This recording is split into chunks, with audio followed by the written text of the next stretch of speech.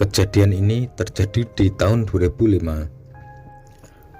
Waktu itu hari Kamis sore. Saya riding menggunakan Honda Suprafit dari Semarang jam 4 sore. Mau pulang ke Batang.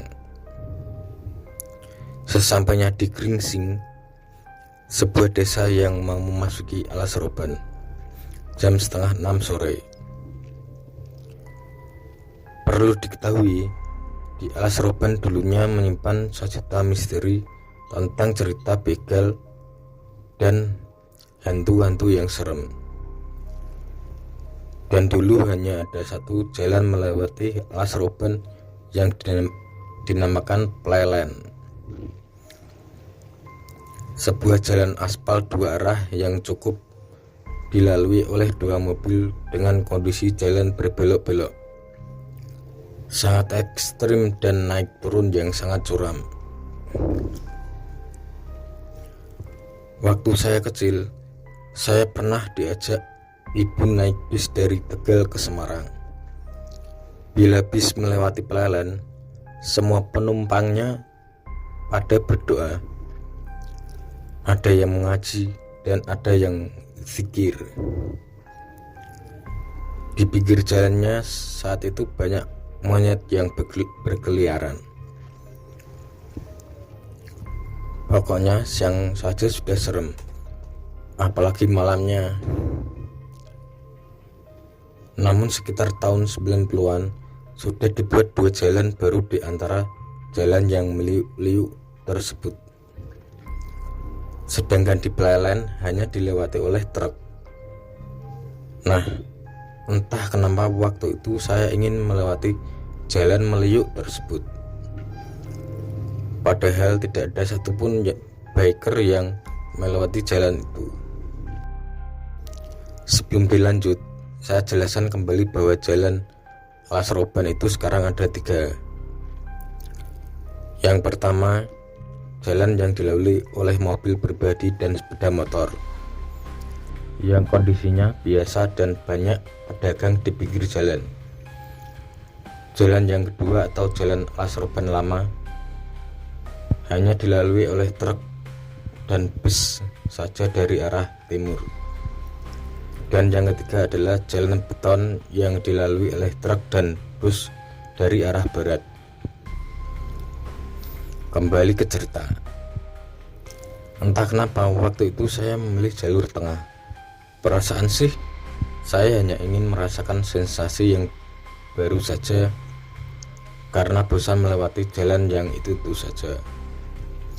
Memasuki jalan tengah Alas Roban, terasa udara segar. Jalanan masih biasa saja, malah terlihat beberapa truk yang parkir di pinggir jalan. Sekitar 1 kilometer sebelum memasuki tikungan, terlihat pohon yang sangat besar di antara pohon-pohon jati. Sepertinya itu pohon beringin. Dalam hati berkata, apakah ini yang dinamakan tanjakan Poncowati, yang kata-kata orang terkenal sangat angker, dan hampir setiap bulan pasti ada kecelakaan. Bodoh amat, udahlah, udah terlanjur. Masuk ke tikungan pertama, ke kiri dan menanjak. Hawanya semakin dingin, seperti kalau kita nongkrong di depan almari es yang dibuka. Lanjut tikungan ke kanan, terlihat samar-samar perempuan berbaju kebaya putih dan bawahnya menggunakan kain batik. Jalannya sendirian, kain batiknya hanya sebatas betis. Maksud hati mau menyamperi perempuan tersebut untuk menawarkan tumpangan.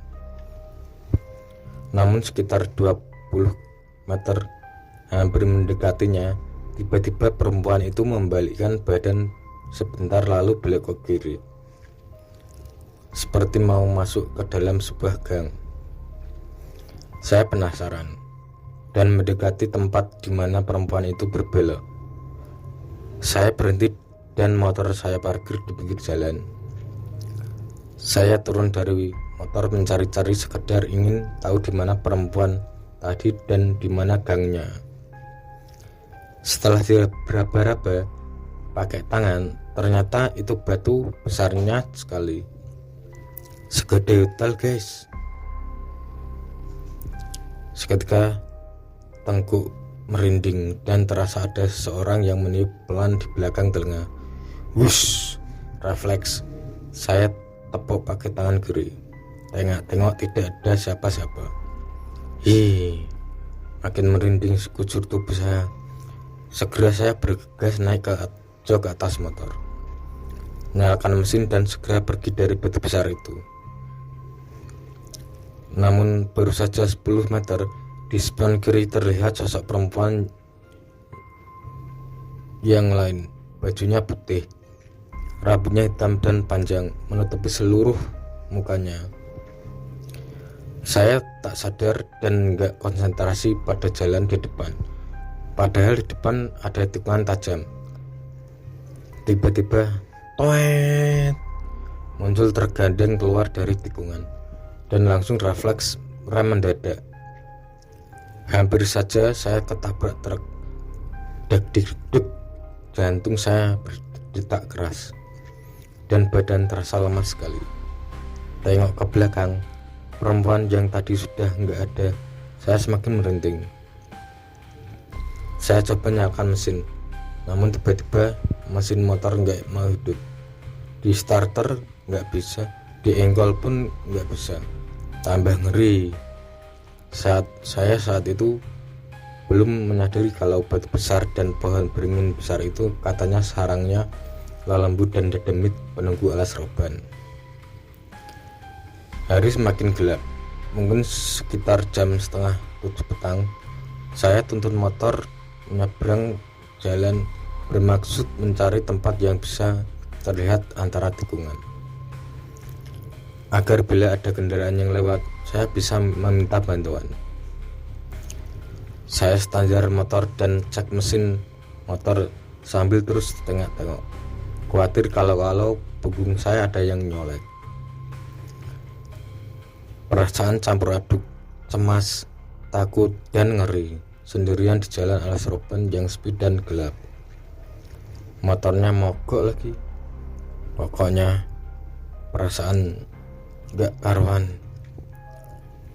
Mau jalan kaki balik lagi ke perkampungan, namun harus melewati batu besar tempat perempuan aneh tadi, dan kalau jalan kaki ke arah depan malah jauh tak terhingga. Keringat dingin semakin bercucuran. Saya berdoa sebisa-bisanya sambil duduk di bebatuan, berharap ada motor atau mobil yang lewat. Saya mencoba tetap tenang sambil mengeluarkan bungkusan rokok dari saku celana, mengambilnya sebatang. Baru saja mau menyalakan rokok dan belum hilang perasaan yang gak karuan, terdengar langkah-langkah kaki yang tak beraturan seperti menginjak-injak daun kekeringan. Rusak. Saya sembunyi di balik motor dan badan semakin merinding.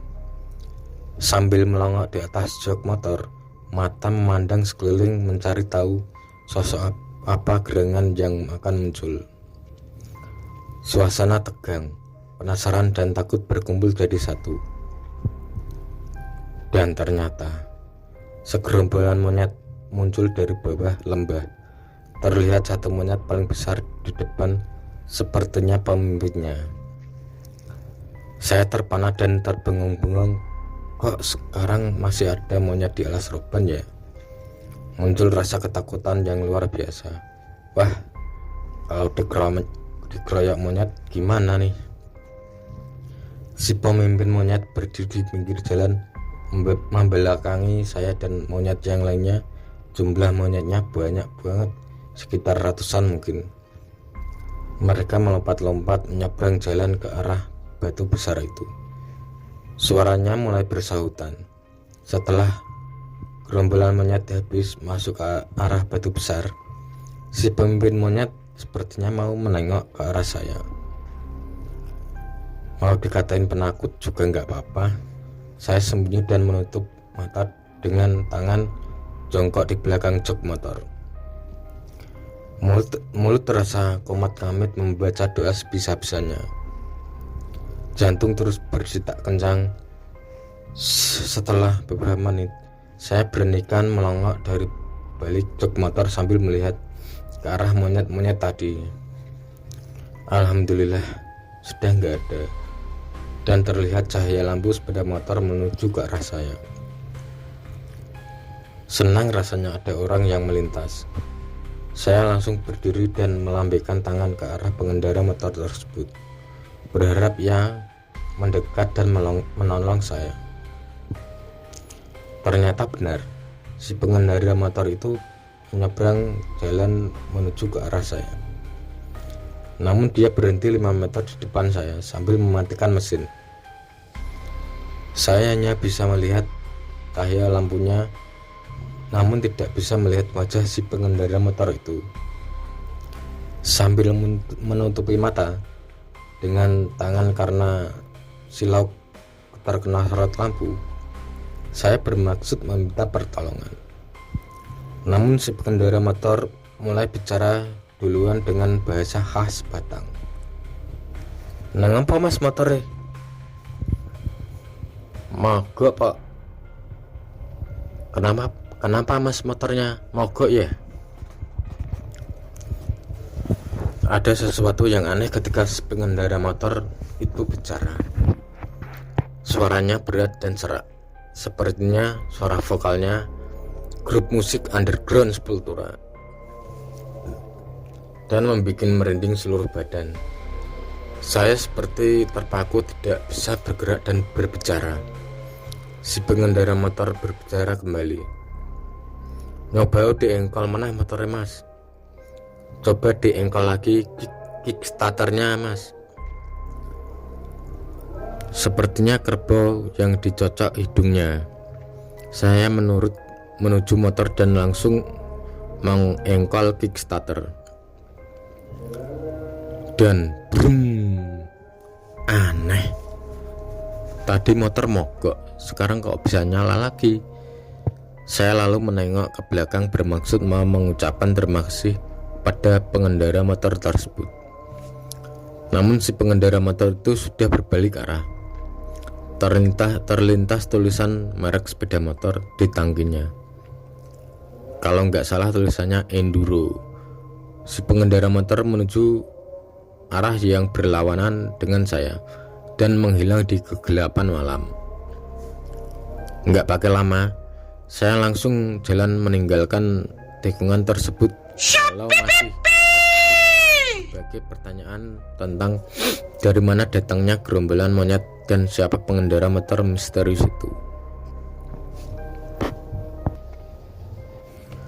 Pelan-pelan saya menyusuri jalan alas roban lama yang berkelok-kelok dan naik turun di kegelapan malam. Anehnya, dari tadi belum ketemu kendaraan lain selain pengendara motor misterius tersebut.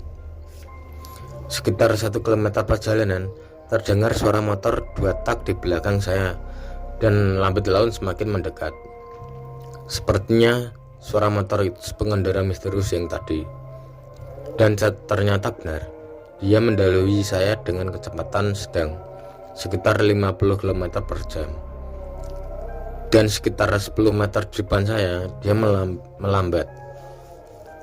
Barulah terlihat siapa pengendara motor misterius itu melalui sorot lampu yang motor saya. Si pengendara itu memakai sepatu boot zaman dulu, celana dan baju zaman Belanda berwarna krem, dan menggunakan ikat pinggang hitam. Namun saya tersentak kaget, benar-benar kaget. Si pengendara motor misterius itu ternyata tidak ada kepalanya dan motornya bisa terus melaju lurus padahal jalannya berbelok ke kanan. Saking kaget dan takutnya, refleks saya tancap gas sambil tengok-tengok ke belakang, khawatir si pengendara misterius itu mengejar saya. Dan kusrak, saya dan motor terperosok ke semak-semak. Rasa ketakutan menghinggapi seluruh tubuh. Badan lemas, gemeteran, keringat mulai bercucuran, jantung berdetak kencang dan napas megap-megap. Saya berusaha bangun. Samar-samar terdengar azan isya dan terlihat sorot lampu truk-truk yang melintas. Saya geser-geser motor menuju jalan aspal. Lalu lintas mulai ramai. Saya coba lagi starter motor. Alhamdulillah motor masih nyala. Saya segera meninggalkan semak-semak itu dan berkendara mengikuti truk yang melintas menuju arah barat. Sampai juga saya di jalan Pantura Utama. Saya berhenti sejenak di sebuah warung kelontong dan minum teh botol sambil menata napas yang masih menggap-menggap. Terdengar suara seorang dan dia menghampiri saya. Mas, Anda yang tadi berdiri di pinggir jalan dekat batu besar itu ya? Anda tadi saya panggil-panggil nggak nengok-nengok. Mau saya ingatkan batu besar itu angker bin gawat. Setiap bulan pasti ada saja kecelakaan di situ. Ternyata orang itu adalah sopir mobil box yang melintas di jalan Al-Seroban lama dekat batu besar. Dan kebetulan dia juga lagi istirahat di warung dekat tempat saya lagi duduk minum teh botol. Dalam hati berkata, jadi semakin bingung. Perasaan tadi jalanan sepi, tidak ada mobil ataupun truk yang melintas saat saya di dekat batu besar itu. Setelah kondisi badan dirasa sudah fit, saya lalu melanjutkan perjalanan ke Batang.